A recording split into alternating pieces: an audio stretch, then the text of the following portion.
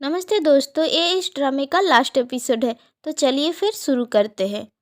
Part 6 के शुरुआत में हम देखते हैं छुपैया को अपने बिस्तर में लेटे लेटे नींद नहीं आ रहा था, तो वो बिस्तर से उठ रूम से बाहर चला जाता है, जहाँ उसे चारों तरफ बस सोनचा ही दिखाई दे रहे थे। किचन में काम करते हुए, कभी घर में घूमते हुए छुपैया सोनचा को बहुत ज़्यादा याद कर रहा था।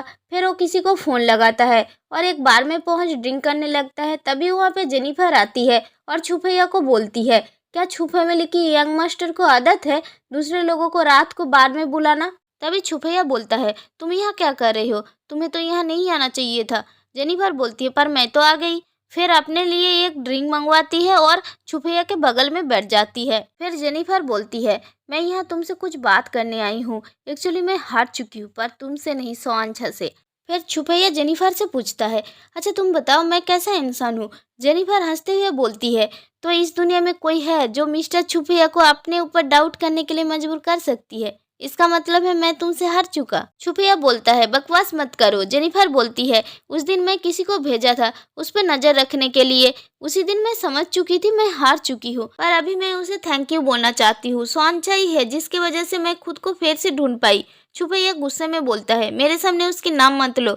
जेनिफर बोलती है, छुपैया तुम अच्छे से जानते हो तुम कौन हो। एक लड़की की बात है, शायद इसलिए तुम कतरा रहे हो। उसने तुम्हें पूरी तरह बदल दिए है। फिर बाय बोल जेनिफर वहां से चली जाती है। दूसरी तरफ सोआंशा अपने बिस्तर में बैठ बियर पी रही थी और छुपैया को याद करते हुए रो रही थी। अगले दिन सुबह सोआंशा शॉप पे पहुंचती है, उसे जेनिफर मिलती है। सोआंशा बोलती है, अब तुम्हें मुझसे क्या काम है, अब तो मैं छुपैया को भी छोड़ दी हूँ। जेनिफर हंसते हुए बोलती है, सोआंशा क्या तुम्हें पता है तुम बिल्कुल छुपैया की तरह हो, पूरे सिली एंड लवली। शायद इसलिए तुम दोनों एक दूसरे को अट्रैक्ट कर पाते हो। मैं आज घर वापस जा रही हूँ। जाने से पहले मैं इस शॉप के उस क्लार्क से मिलना चाहती हूँ जिसने मेरे 20 मिलियन रिजेक्ट कर दिया था।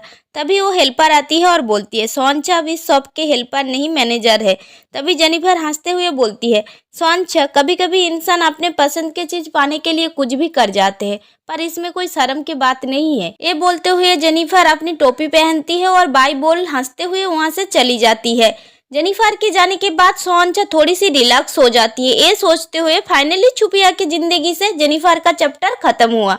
और वो चैन की सांस लेते हुए वही टेबल पे रखा पानी के ग्लास उठाकर पानी पीने लगती है। यहाँ पे सीन चेंज हो जाता है। हम देखते हैं छुपैया और उसके पापा एक रेस्टोरेंट पे मिलता है, जहाँ पे छुपैया अपने पापा को बताते हैं मैं और सोआंशा डिवोर्स ले रहे हैं। ये सुन उसके पापा उसे पूछता है, डिवोर्स के पहले क्या तुम जानना नहीं चाहते हो मैं तुम्हारे शादी सोआंशा से क्यों करवाया था। फिर वो बताने लगते हैं, क्या तुम्हें मिस्टर सॉन्ग याद है, जब तुम 20 साल पहले किडनैप हो चुके थे उस टाइम तुम्हें बहुत ज्यादा बुखार था, शायद इसलिए तुम कुछ बातें भूल चुके हो। उस टाइम डर के मारे मैं पुलिस को नहीं बुलाया था। मैं जब पैसा लेकर किडनैपर के पास पहुंचा वो तुम्हें मारने वाला था मुझसे बदला लेने के लिए, पर इससे पहले वो तुम्हें मार पता मिस्टर सॉन्ग आके तुम्हें बचा लेता है, पर तुम्हें बचाते हुए मिस्टर सॉन्ग का मौत हो चुका था। सोआंशा उन्हीं की बेटी है।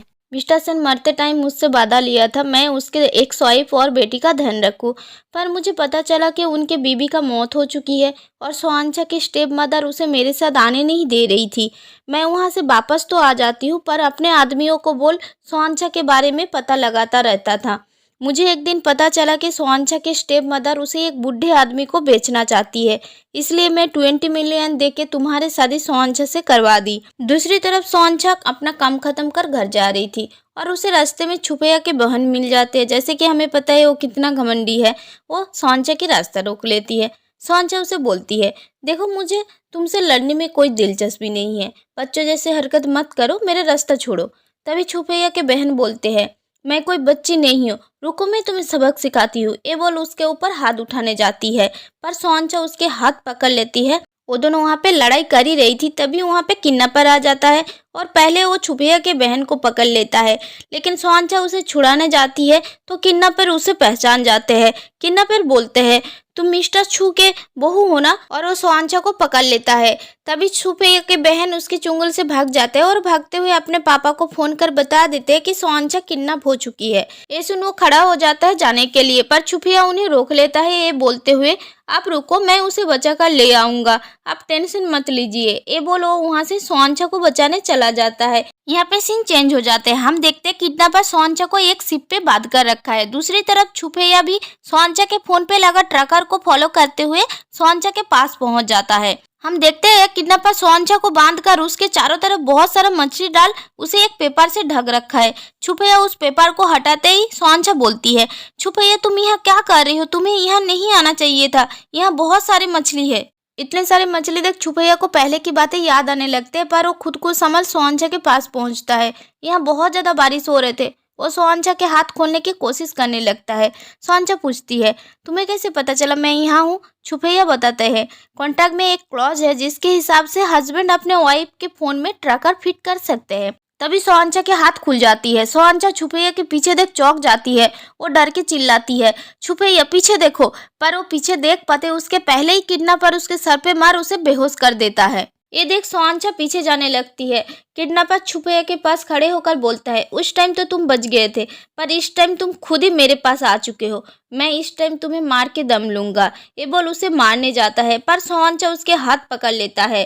तभी वो किडनैपर धक्का देके उसे गिरा देती है और उसे पूछता है, छुपे मिली तुम्हें ऐसा क्या दिया है जो तुम इसके लिए अपने जिंदगी दांव पे लगा रहे हो? ये मेरे हस्बैंड है, सोहनचा चीखते हुए बोली। किडनैपर हंसते हुए बोला, अच्छा तो फिर तुम अपने प्यार के लिए इसके साथ ही क्यों नहीं मर जाते? ये बोला अपने हाथ में पकड़ा लकड़ी से उसे मारने जाता है। तभी छुपैया को होश आ जाता है। छुपैया पीछे से किडनैपर के सर पे मार उसे बेहोश कर देता है। तभी सोहनचा छुपैया के पास जाती है और उसे हक करते हुए बोलती है, तुम कैसे हो, कितना खून बह रहा है, तुम ठीक तो हो ना? फिर रोते हुए बोलती है, तुम अकेले यहाँ क्यों आए हो, तुम्हें डर नहीं लगा क्या? तभी छुपैया वही गिर जाता है। सोहनचा उसे उठाने की कोशिश करने लगती है। छुपैया धीरे से बोलता है, मिस्टर सिंह ठीक कहते हैं, मैं तुम्हारे लायक नहीं हूँ, सॉरी सोहनचा। सोहनचा रोते हुए बोलती है, तुम चुप रहो, क्या बोल रहे हो, मैं पहले से ही तुम्हें पसंद करती हूँ। छुपैया बोलता है, सोहनचा मुझे माफ कर दो, और बेहोश हो जाता है। सोहनचा उसे उठाने की कोशिश करती है और बोलती है, तुम्हें पता है ना कॉन्ट्रैक्ट के अनुसार हस्बैंड अपने वाइफ के परमिशन के बिना नहीं सो सकता। यहाँ पे सीन चेंज हो जाता है। सोहनचा हॉस्पिटल पहुंचती है जहाँ पे छुपैया बेड पे लेटा था। सोहनचा रोते हुए बोलती है, छुपैया अब तो उठ जाओ, क्या तुमने नहीं बोला था तुम मुझे प्रोटेक्ट करोगे? तभी उसे छुपैया की आवाज़ सुनाई देता है, तुम खुद मेरे बाहों में आते हुए बोली थी छुपैया मुझे प्रोटेक्ट करो। ये सुन सोहनचा बहुत ज़्यादा खुश हो जाती है और छुपैया के हाथ पकड़ बोलती है, तुम्हें होश आ गया? छुपैया मजाक करते हुए बोलता है, कोई मेरे कानों में लगातार बातें कर रहे थे जिस वजह से मुझे ठीक से नींद भी नहीं आया। सोहनचा वहाँ से डॉक्टर को बुलाने जाना चाहती थी, पर छुपैया उसे अपने साथ बेड में सुला लेता है और उसे एक अंगूठी पहनाते हुए पूछते हैं, क्या तुम मुझसे शादी करोगे? ये सुन सोहनचा बहुत ज़्यादा खुश हो जाती है और हाँ बोल देती है। फिर वो दोनों बातें करने लगते हैं। यहाँ पे ये ड्रामा ख़त्म हो जाता है। अगर आप लोगों को ये वीडियो अच्छे लगे तो please like share and subscribe my channel. और हाँ, कमेंट जरूर कीजिएगा। आप लोगों का कमेंट मुझे एनर्जी देते हैं वीडियो बनाने के लिए। Thank you for watching my video.